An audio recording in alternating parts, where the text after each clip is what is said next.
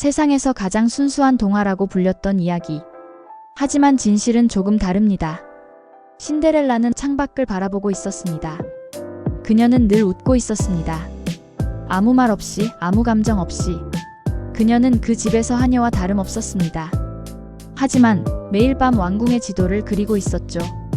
어느 날 왕궁에서 무도회 소식을 알려왔습니다.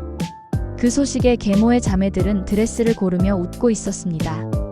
그러나 신데렐라는 말없이 거울 앞에서 옷을 수선하였습니다. 요정은 오지 않았습니다. 마차도 마법도 없었습니다.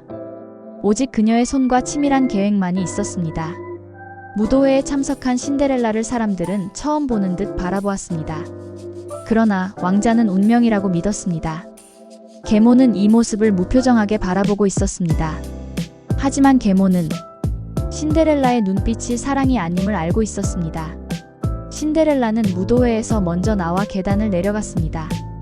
그리고 그 순간 그녀는 구두를 벗고 뒤를 돌아보았습니다. 뒤이어 나온 왕자는 그녀의 구두를 주워들었습니다. 그녀는 실수한 게 아니었습니다. 그는 미끼를 물었습니다. 어두운 방 안 신데렐라와 계모는 단둘이 대화를 하였습니다. 계모는 묻지 않았습니다. 하지만 그녀는 알고 있었습니다. 이 모든 것이 계획이었다는 것을.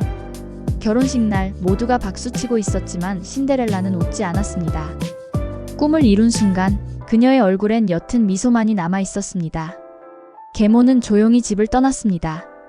계모는 침묵을 택했습니다. 그녀는 끝까지 신데렐라를 지켜보았으니까요. 구두는 증거가 아니었습니다. 그것은 초대장이었죠. 숨겨진 동화. 가장 완벽한 동화는 가장 치밀한 연극이었습니다.